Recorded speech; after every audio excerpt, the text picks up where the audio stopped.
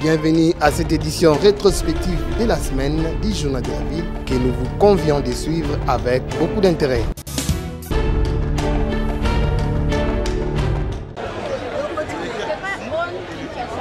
Chose due, chose faite, les élections de décembre 2023 ont eu lieu en République démocratique du Congo, tel confirmé par la Commission électorale nationale indépendante CENI.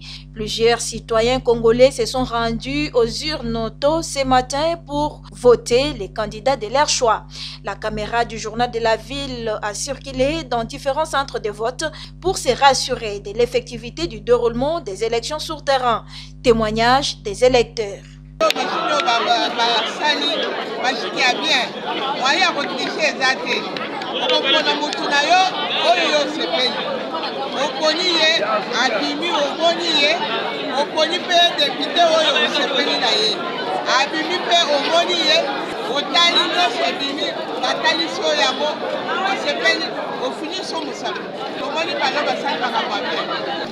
Tozana Sainte-Lucie, précisément dans Passa 1. Donc nous sommes là pour voter, pour remplir un peu notre devoir comme étant des bons citoyens de la voter, maman. Et là, pour chose, on a beaucoup, et nous avons voté. Nous avons Congolais, on s'est présenté, si carte pour voter président de la République, pour voter député national, provinciaux, et puis ok, il y a une élection communale.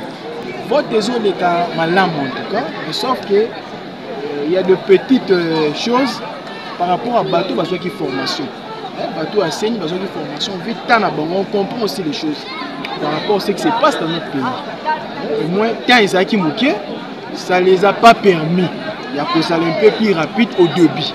Mais c'est qu'on est en train de voir, Makambozo les Kantuka Malam. Début, c'est difficile. Mais en tout cas, tout se passe bien. En tout cas, tout se passe très bien. Il s'est de noter que dans certains endroits, les opérations de vote ont débuté en retard. Jusque tard dans la soirée, les citoyens congolais mobilisés et déterminés sont restés devant le bureau de vote de la Commission électorale nationale indépendante afin de voter.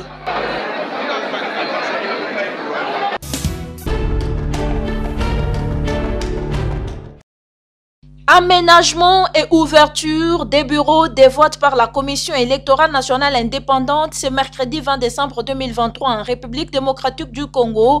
La mission d'observation électorale MOE 5O fait sa communication. Jusqu'à 9h40, heure de Kinshasa, la MOE 5O SCC a exploité les rapports reçus de 22,1% de ses observateurs déployés dans les villes et chefs-lieux de territoire, en attendant les données provenant des observateurs déployés dans les secteurs et chefferies. Les rapports attestent 31,37% des bureaux de vote non ouverts, 45,1% des bureaux de vote où le dysfonctionnement du dispositif électronique de vote DEV a causé l'interruption du vote. 9,8% des bureaux de vote où les observateurs ont été interdits d'accès. 7,84% des bureaux qui ont enregistré des cas de violence, dont 5,88% des cas de bureaux de vote saccagés. 3,92% des bureaux de vote où les scrutins ont été perturbés par la pluie. 1% des bureaux de vote où les électeurs admissibles au vote ont été empêchés de voter. Au regard de ce qui précède, la MOE 5O SCC recommande à la CENI de clarifier ce qu'elle compte faire pour les bureaux de vote non ouverts ou qui ont ouvert tardivement, considérant que le scrutin se déroule de 6h à 17h, heure locale, conformément aux articles 52 de la loi électorale et 64 des mesures d'application de la loi électorale. Au gouvernement de prendre davantage des mesures nécessaires pour assurer la sécurité des électeurs du personnel de la CENI, des observateurs, des journalistes et des témoins accrédités.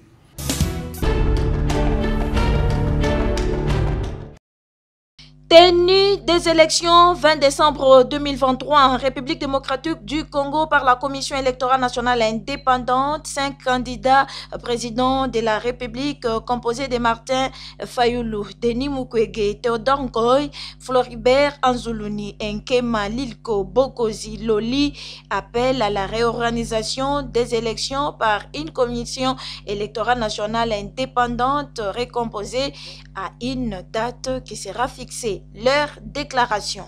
Nous appelons le peuple congolais, la CENI, le gouvernement, la SADC, l'Union africaine et la communauté internationale à constater qu'au matin du jeudi 21 décembre 2023, les élections générales prévues au 20 décembre 2023 n'auront pas eu lieu, comme le prévoit la Constitution et la loi électorale. À constater qu'il n'existe légalement aucune dérogation possible au jour du scrutin.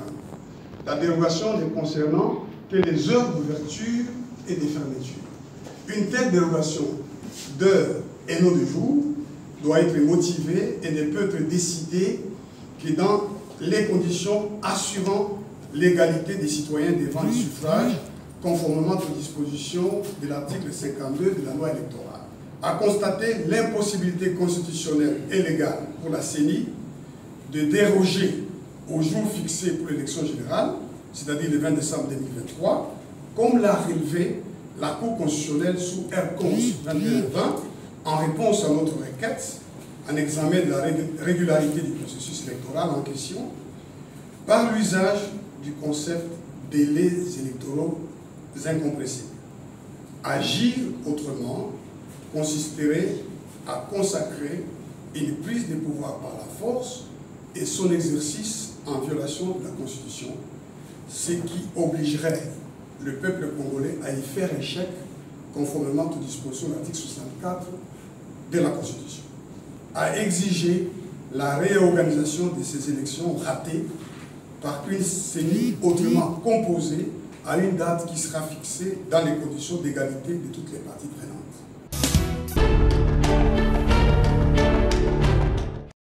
Les élections du 20 décembre 2023 organisées en République démocratique du Congo par la Commission électorale nationale indépendante CENI, la mission d'observation électorale collective 24 en collaboration avec les comités de droits de l'homme et développement CODOD dresse un tableau sombre et chaotique dû aux problèmes logistiques. La MOE collective 24 CODOD invite cependant la Commission électorale nationale indépendante de convoquer en toute urgence les parties prenantes au processus électoral pour une concertation en rapport avec les difficultés rencontrées afin de trouver solution. Il y a eu des chaos du point de vue organisation. Et ce chaos a fait que le vote continue jusque maintenant.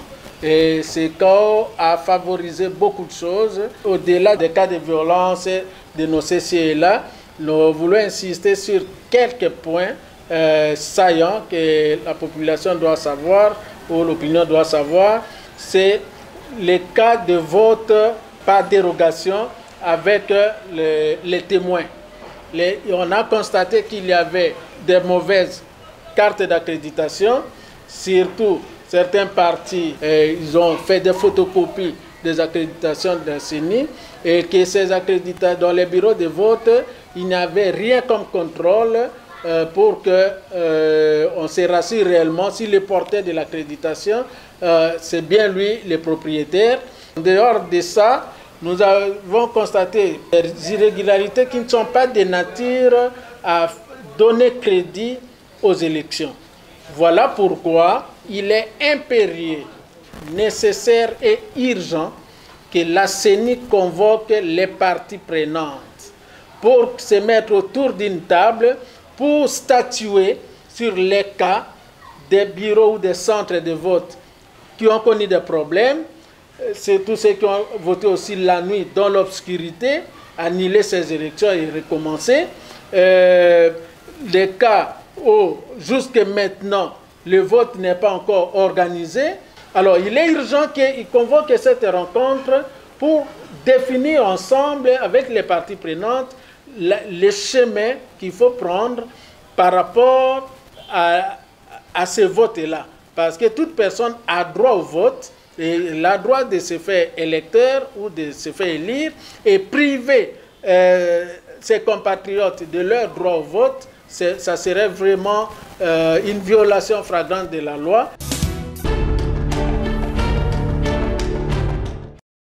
La mission d'observation électorale MOE 5 ECC sur terrain n'est pas de contester, mais d'accompagner la légitimation et la protection de la volonté collective exprimée par les électeurs, déclare cette mission au cours d'un point de presse organisé ce mercredi 21 décembre 2023 à Kinshasa. Dans une certaine opinion, on veut croire ou on fait croire que le travail de la CENCO et de l'ECC serait d'empêcher certains candidats et de donner l'avantage à d'autres. Et ça, il faut qu'on en parle. Donc, c'est ça le problème qui dérange. Et à chaque fois que vous donnez des avis constructifs, les gens ne voient pas ce qui construit, mais chacun se positionne par rapport à ses intérêts.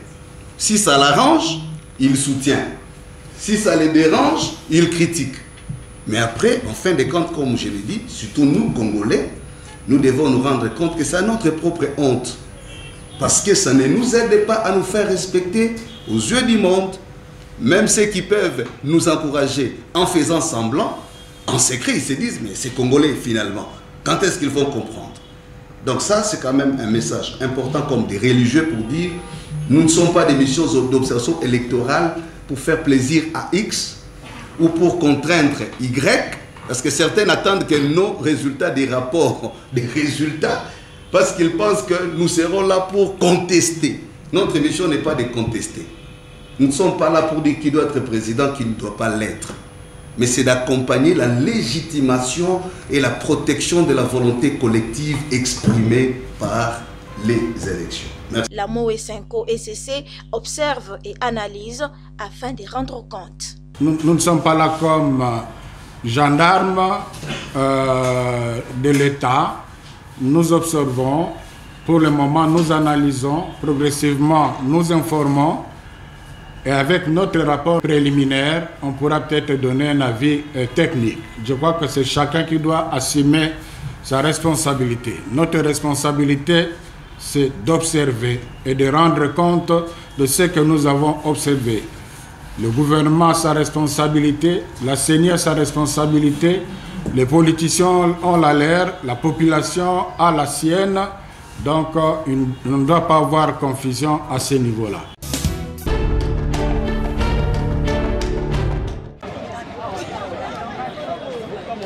Alors que les élections se sont déroulées quasi totalement dans la quiétude dans plusieurs bureaux de vote, nonobstant quelques difficultés observées par-ci par-là, des voix s'élèvent au lendemain des urnes pour dénoncer certaines pratiques malveillantes enregistrées dans quelques centres à Kinshasa. C'est le cas par exemple dans la commune de Barumbu où 2 parents de 2 candidats à la députation provinciale, pourtant membres de la plénière de la CENI, se sont illustrés dans des comportements frisant l'immoralité tels que le relève le coordonnateur général de la société civile de la RDC, Christopher Ngoyi Mutamba. Il y a 2 membres de la plénière. Le premier, c'est M. Bimola, qui a un fils qui s'était présenté comme candidat. Alors que le règlement intérieur de la CENI l'interdit, interdit à tout agent, à tout membre de se faire candidat. Et la CENI l'avait écarté. Pourquoi? Parce qu'il est agent de la CENI, conseiller de son père. Il est payé par la CENI. Monsieur Bimola, hier, il était dans des bureaux de vote, dans des centres de vote, intimidant les agents de la CENI qui est en train de faire paisiblement leur travail, pour qu'ils puissent trouver comment accorder le plus de bulletins ou de plus de voix à son fils. Alors qu'un membre de la plénière ne peut pas se déplacer sans ordre de mission. Et il était allé faire quoi dans les bureaux? Alors, il y a une dame qui est également membre de la plénière, dont le fils Kevin est candidat, et cette dame aussi a emboîté pas M. Bimola, parce qu'elle a continué, elle a dit au centre prendre la même chose dans certains bureaux pour chercher à glaner des voix pour son fils. Ça, c'est des choses que nous dénonçons avec la dernière énergie. Tombeur de l'ancien bureau de la centrale électorale dirigé à l'époque par l'ex-président Ngoï Mulunda de triste mémoire, le numéro 1 de la SCRDC exige à l'actuel président de rappeler à l'ordre ses troupes, mais aussi de diligenter une enquête afin que lumière soit faite sur cette affaire. Nous, société civile RDC, nous nous étions mis debout pour faire partir M. Ngoï Mulunda et son bureau. Nous exigeons qu'une enquête soit ouverte et que les responsabilités soient établies. Nous demandons au président de la CENI d'ouvrir une enquête. Il faut que ces gens-là répondent. On ne va pas laisser passer comme ça.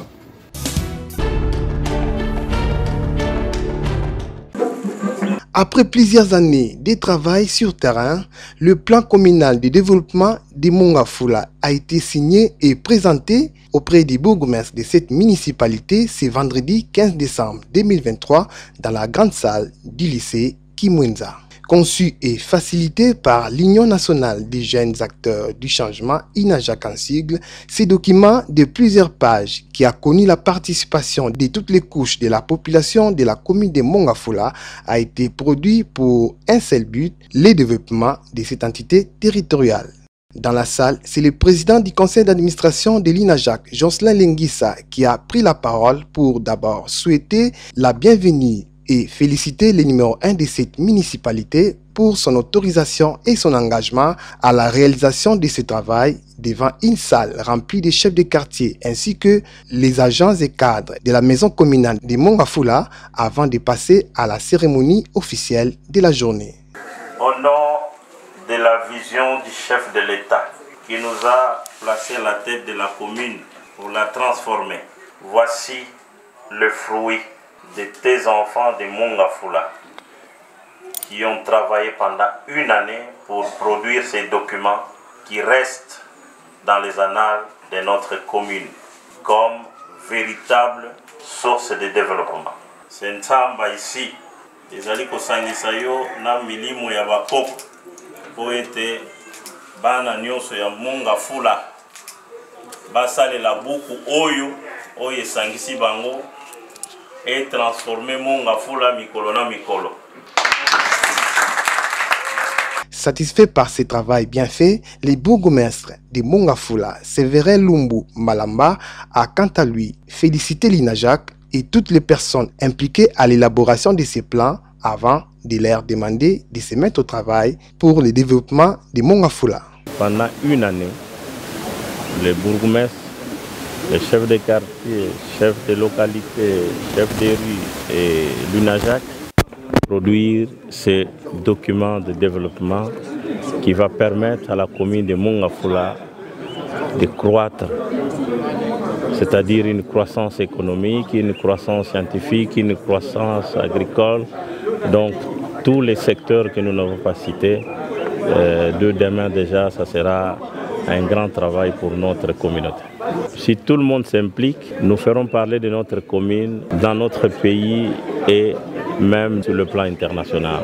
Jocelyn Lenguissa, PCA de l'INAJAC, a également fait appel à toutes les personnes qui ont participé à la réalisation de ces projets de s'impliquer pour la réussite de ces plans. Ici, je viens faire cet appel d'engagement à toute la communauté, secteur privé, société civile, ONG, en tout cas toutes les forces de la communauté de Mongafula s'impliquer à fond et des communautés locales pour la réussite de ces plans. De la même manière que ces plans ont été écrits par tous, l'exécution de ces plans doit être faite avec tout le monde. Et UNAJAC, nous pensons dans les jours à venir, va attaquer avec d'autres provinces, tout en restant bien sûr avec des communautés de Mongafula pour continuer l'exécution de ces plans.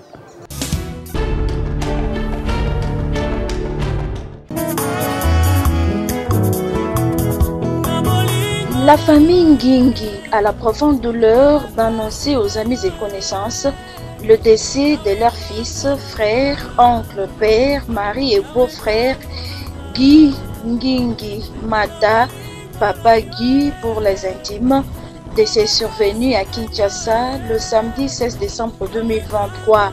Le programme de funérailles se présente de la manière suivante. Samedi 23 décembre dès 19h à l'aube, veillée mortuaire au chapiteau des Cristal à Lafiguine. Dimanche 24 décembre, recueillement et levée du corps de la mort du cinquantenaire ainsi que le départ pour le Congo central, village Boko Dissou. Après l'inhumation, la famille se dirigera vers Matadi pour la suite du programme. Ce communiqué tient lieu de faire part.